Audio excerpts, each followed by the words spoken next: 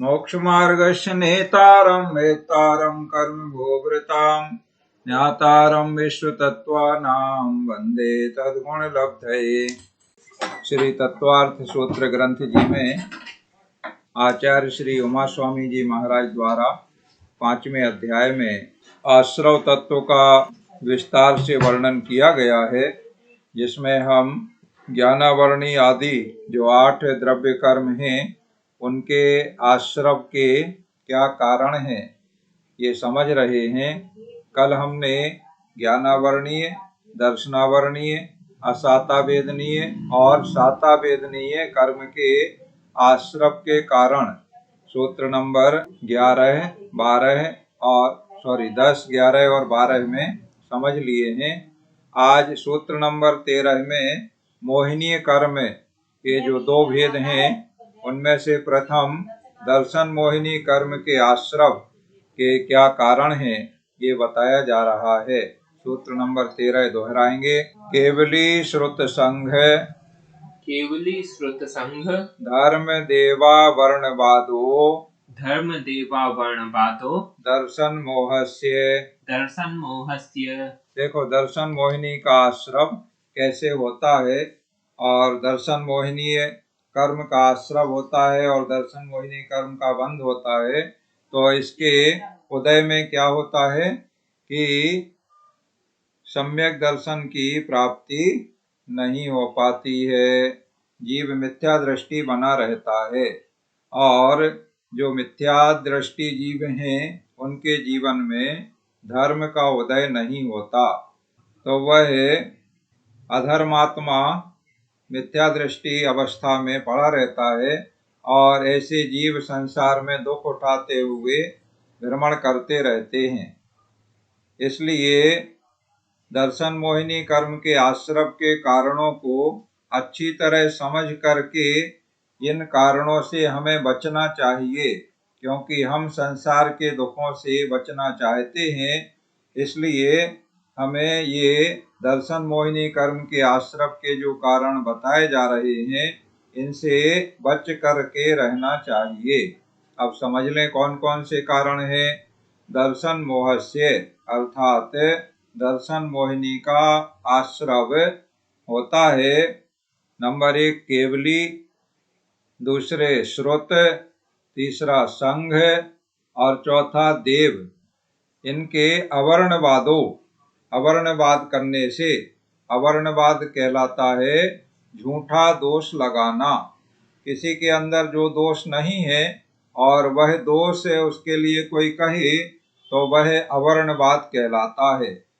अब एक एक करके इन चारों के अवर्णवाद कैसे होते हैं लोक में जो करते हैं उसे समझ लेते हैं। केवली पहला शब्द है केवली, तो केवली का वर्णवाद कैसे होता है। केवली भगवान अरहंत भगवान कहलाते हैं और ऐसे अरहंत केवली भगवान भूख प्यास आदि दोषों से रहित होते हैं। 18 दोष अरहंत अरहंत भगवान में नहीं पाए जाते हैं, भूख प्यास आदि। अब कोई अगर ये कहे कि केवली भगवान या अरहंत भगवान भी हम लोगों की तरह भोजन करते हैं तो यह उनको दोष लगाना कहलाएगा। कोई ऐसे कहे कि उन्हें भी भूख प्यास तो लगती है तो यह दोष लगाना कहलाएगा। इस तरह से अवर्णवाद झूठा दोष लगाना, तो केवली में जो दोष नहीं है उन दोषों को कहना केवली का अवर्णवाद कहलाएगा। दूसरा है श्रुत, तो श्रुत क्या कहलाता है। जो केवली भगवान का उपदेश होता है, समोशरण में तीर्थंकर आदि की दिव्य ध्वनि जो होती है और उस दिव्य ध्वनि के अनुसार या तीर्थंकर केवली अरहंत भगवान की वाणी के अनुसार गणधर देव जो होते हैं वे ग्रंथ रचना करते हैं। तो ऐसे जो ग्रंथ रचना की जाती है वे ग्रंथ श्रुत कहलाते हैं। ऐसे द्वादशांग जो जिनवाणी है वह श्रुत है। तो उस श्रुत में जो धर्म का वर्णन जिस प्रकार से किया गया है उसमें कोई दोष लगाए। जैसे कोई ये कहे कि श्रुत में मांस भक्षण करने का विधान है, जबकि श्रुत में मांस भक्षण का विधान कहीं नहीं है। मांस भक्षण की तो सर्वत्र निंदा की गई है, बुरा माना गया है। तो इस तरह अगर कोई झूठा दोष लगाता है तो यह श्रुत का अवर्णवाद कहलाएगा। इसके बाद तीसरा है संघ। संघ किसे कहते हैं? जो रत्नत्रय के धारी, ऐसे जो जैन मुनि श्रमण आदि हैं, उनके समुदाय को संघ कहते हैं। अब संघ के प्रति कोई दोष कैसे लगाते हैं? कोई कहते हैं कि अरे वो जैन साधु नंगे रहते हैं, स्नान नहीं करते हैं। इस तरह से उन्हें कोई शूद्र कहे, निर्लज्ज कहे, अपवित्र कहे, तो ये संघ को झूठा दोष लगाना अर्थात संघ का अवर्णवाद करना कहलाएगा। ये तो उनके गुण हैं, तो गुणों को कोई दोष की तरह कहे, बुरा कहे, तो अवर्णवाद ही तो कहलाएगा।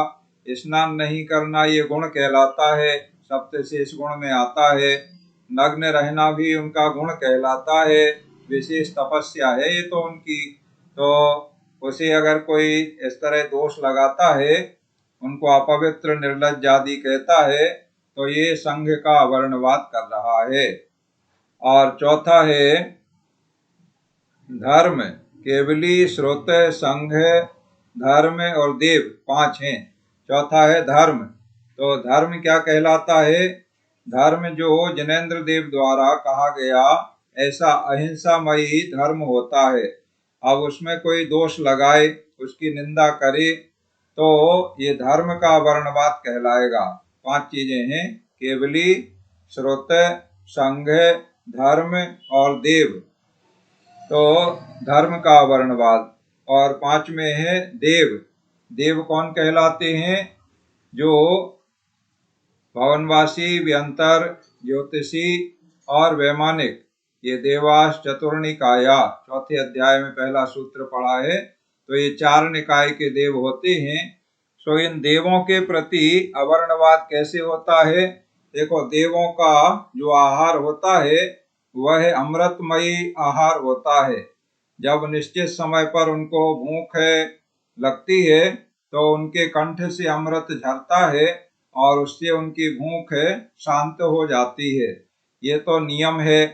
अब कोई देवों को कहते हैं, कोई कहता है कि वो मांसाहार करते हैं, कोई कहते हैं कि वो शराब पीते हैं, या कोई कहता है कि परस्त्रीगामी। इस तरह से देवों में दोष लगाते हैं। तो ये झूठे दोष लगाना है, ये इस तरह देवों का अवर्णवाद करते हैं। तो ये 5 यहाँ बता दिए, केवली, श्रुत, संघ, धर्म और देव। इनको झूठा दोष लगाना, अवर्णवाद करना कहलाता है। और ऐसा करने से दर्शन मोहिनी कर्म का आश्रव होता है। इसके बाद मोहिनी कर्म का दूसरा भेद है चारित्र मोहिनी। तो चारित्र मोहिनी कर्म का आश्रव कैसे होता है, सूत्र नंबर 14 में बताया जा रहा है। सूत्र दोहराएंगे। कषायोदयात् तीव्र परिणामस् चारित्र मोहस्य। चारित्र मोहिनी कर्म का आश्रव कषायोदयात् तीव्र परिणामस्, अर्थात कषाय के उदय से परिणामों में बहुत तीव्र कलुषता होने से चारित्र मोहिनी कर्म का आश्रव होता है। देखो, कषाय के उदय से परिणामों में कलुषता तो होगी, तीव्र परिणाम होंगे। तो इससे जितनी ज्यादा कषाय का उदय जिसको रहेगा, उतनी ज्यादा परिणामों में कलुषता रहेगी और उतना ही अधिक उसके चारित्र मोहिनी कर्म का आश्रव होता है। कषाय का उदय क्या है? यही मुख्य 4 कषाय, क्रोध, मान, माया, लोभ है। ये मुख्य 4 कषाय हैं और इन्हीं के भेद करने से 16 हो जाते हैं। अनंतानुबंधी, अप्रत्याख्यानावरण, प्रत्याख्यानावरण, संजुलन के भेद से। और इसके अलावा 9 कषाय और होते हैं। सो हास्य, रति, अरति, शोक, भय, जुगुप्सा, स्त्री वेद, पुरुष वेद, नपुंसक वेद, ये 9 कषाय हैं। तो जितनी कसाय का उदय रहेगा, तीव्र मंद आदि या नो कसाय तो मंद ही रहती हैं, संजुलन की तरह रहती हैं, तो जितनी कसाय का उदय जिसको रहेगा और उस कसाय के उदय में उसके परिणाम जितने कलुषित होंगे, तीव्र परिणाम होंगे, तो उतने उसको चारित्र मोहिनी कर्म का आश्रव होता है। और चारित्र मोहिनी कर्म का आश्रव के बाद इसका फल कैसे मिलता है? जब चारित्र मोहिनी कर्म का उदय आता है तो जीव चारित्र या संयम ग्रहण नहीं कर पाता है। जितना चारित्र मोहिनी कर्म का उदय रहेगा उतना ही वह चारित्र से, संयम से दूर रहेगा। उसके जीवन में चारित्र और संयम नहीं आ पाएगा, वह आचरण नहीं कर पाएगा, उसके भाव ही नहीं होंगे। अगर कभी परिणाम हो गए कि हम चारित्र, संयम, नियम कुछ ग्रहण करें तो करने का उद्यम भी करेगा तो बाधा आ जाएगी और नहीं कर पाएगा। और किसी ने चारित्र, नियम, संयम धारण कर भी लिया तो वह उस चारित्र से, नियम, संयम से च्युत हो जाएगा, पतित हो जाएगा। जब उसे चारित्र मोहिनी कर्म का उदय आएगा तो तीव्र उदय आने पर वह चारित्र से वंचित हो जाएगा, रहित हो जाएगा। इस तरह चारित्र मोहिनी कर्म का प्रभाव रहता है उदय काल में। तो अगर हम चाहते हैं कि हमारे जीवन में हम कुछ व्रत, नियम, संयम, चारित्र को धारण करें जो मोक्ष के मार्ग में सहकारी है, अपने जीवन को सुखी बनाने के लिए जो कारण स्वरूप है, तो ऐसे चारित्र को ग्रहण करना है। तो हमें कसायों के उदय में, कसाय का उदय तो संसार में सबको आता है, लेकिन उसमें अपने परिणामों में ज्यादा कलुषता ना हो, क्षमता पूर्वक अपने हिताहित का विचार करते हुए अपने परिणामों को संभालें, शांत रखें और अपने धर्म ध्यान में चित्त को लगाएं। ऐसा अगर हम करेंगे तो चारित्र मोहिनी कर्म के आश्रव से बचे रहेंगे। इसके बाद अब आगे के सूत्रों में आयु कर्म के आश्रव के कारण बताए गए हैं। और आयु का मतलब है 4 प्रकार की आयु है, जो 4 गति होती हैं, नरक गति, त्रियंच गति, मनुष्य गति और देव गति। तो गति अलग है और आयु अलग है। आयु कर्म का मतलब वही नरक आयु, त्रियंच आयु, मनुष्य आयु और देव आयु। और गति का मतलब है, गति जो है वो आयु कर्म नहीं है, गति नाम कर्म के भेद में है। गति, जाति आदि जो नाम कर्म के भेद हैं, उसमें नाम कर्म के भेद में गति आता है और आयु कर्म के भेद में उसी को आयु बोलते हैं। तो किस आयु का आश्रव कैसे होता है, और जो आयु का एक बार किसी जीव ने बंध कर लिया तो उसे उसी गति में जाकर के उस आयु का भोग उदय काल में करना पड़ता है, फिर उस आयु का परिवर्तन नहीं होता है। जैसे कोई ने अपने परिणामों के अनुसार आयु के बंध के समय में नरक आयु का बंध कर लिया, जैसे राजा श्रेणिक ने कर लिया था 7वें नरक की आयु का, जब उन्होंने यशोधर मुनिराज के गले में मरा हुआ सर्प डाला था तो उस समय उनको 7वें नरक की आयु का बंध हो गया था। और बाद में फिर उन्होंने बहुत प्रायश्चित किया, बहुत अपने आप की गलती को मान करके सुधार किया, तीर्थंकर भगवान के समोशरण में भी गए, महावीर स्वामी के मुख्य श्रोता भी बने, सम्यक दर्शन को धारण किया, तो भी उन्हें नरक आयु का बंध एक बार हो चुका था, तो आयु के अंत में मरण करके नरक में जाना पड़ा। आगामी काल में वो तीर्थंकर बनेंगे नरक से आकर के, लेकिन नरक आयु का एक बार बंद हो गया तो फिर बदलता नहीं है, इसलिए उन्हें नरक जाना पड़ा। हाँ, ये अवश्य होता है कि आयु की कितने समय की आयु है उस समय में अंतर आ सकता है। तो जैसे 7वें नरक की 33 सागर की आयु का बंध किया था, बाद में अच्छे परिणाम करने से वो आयु कम हो करके और केवल 84,000 वर्ष से सीमित हो गई, लेकिन नरक में तो जाना ही पड़ा। तो अब किस आयु का बंध कैसे होता है, आश्रव कैसे होता है, ये बात यहाँ बताई जा रही है। सबसे पहले नरक आयु के आश्रव का ही कारण कह रहे हैं। सूत्र नंबर 15 दोहराएंगे। वहवारंभ परिग्रहत्वम नारकस्यायुषः अर्थात बहुत आरंभ और बहुत परिग्रह नरक आयु के आश्रव के कारण हैं। जो जीव बहुत आरंभ करते हैं, बहुत परिग्रह रखते हैं। देखो, कोई के पास परिग्रह कम है या आरंभ कम कर रहा है, तो भी अगर उसकी लालसा बहुत ज्यादा है तो वह बहुत आरंभ बहुत परिग्रह वाला कहलाएगा।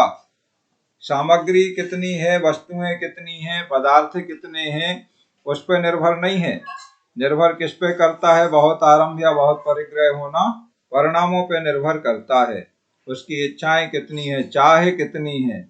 अगर चाह बहुत ज्यादा है, भले ही सामान उसके पास नहीं हो, भिखारी हो, कुछ भी ना हो, घर भी ना हो, कपड़े भी ना हो, तो भी वह बहुत परिग्रही कहलाएगा। और जिसके पास बहुत ज्यादा है, मालिक है बहुत पदार्थों का, धन संपत्ति का, मकान दुकान का, और अगर उसकी लालसा नहीं है और परिग्रह में ममत्व उतना अधिक नहीं है, तो वह कम परिग्रही कहलाएगा। क्योंकि परिग्रह का लक्षण आगे आएगा इसी में। तो उसमें कहा मूर्छा परिग्रह, माने मूर्छा माने ममत्व के परिणाम, अर्थात पदार्थों को अपना मानने के जो परिणाम है उसे परिग्रह कहते हैं।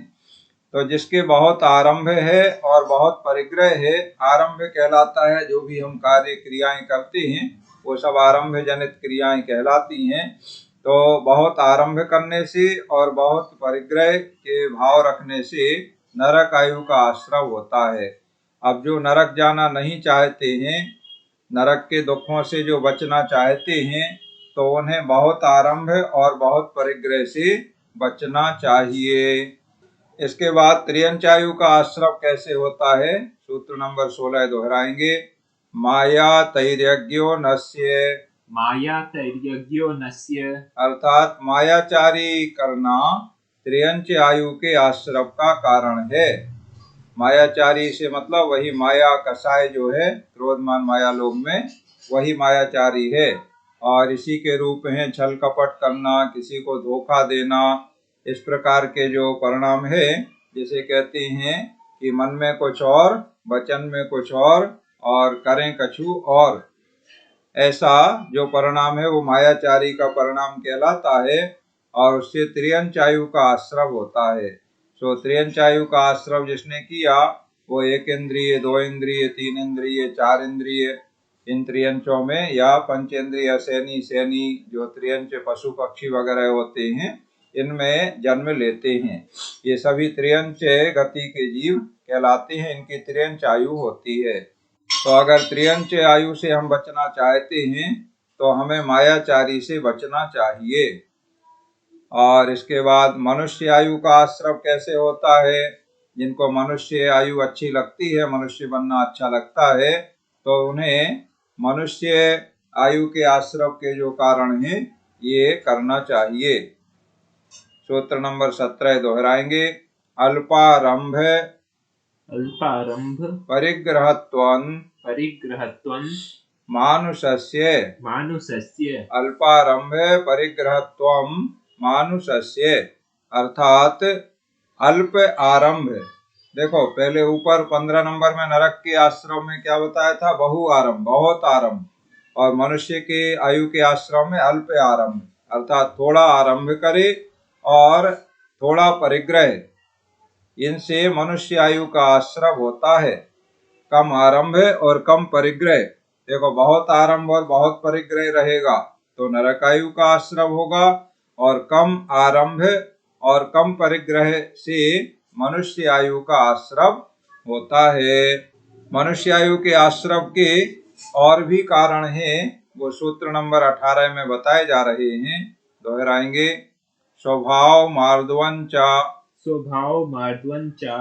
अर्थात स्वभाव से ही परिणामों का कोमल होना। जो सरल परिणामी होते हैं, ऐसे जो जीव रहते हैं उनके उन सरल परिणामों से भी मनुष्य आयु का आश्रव होता है। बनावटी सरल परिणाम नहीं, स्वभाव से ही सरल परिणाम होना, परिणामों में कोमलता होना, दया के परिणाम होना, करुणा के भाव होना, इस प्रकार के दयालु वृत्ति प्रवृत्ति के जो लोग होते हैं उनके मनुष्य आयु का आश्रव होता है। और सूत्र नंबर 19 में सभी आयु के आश्रव का कारण बताया जा रहा है। सूत्र दोहराएंगे। निःशील व्रतत्वंचा निशील व्रतत्वंच सर्वेषां, सर्वेषां, अर्थात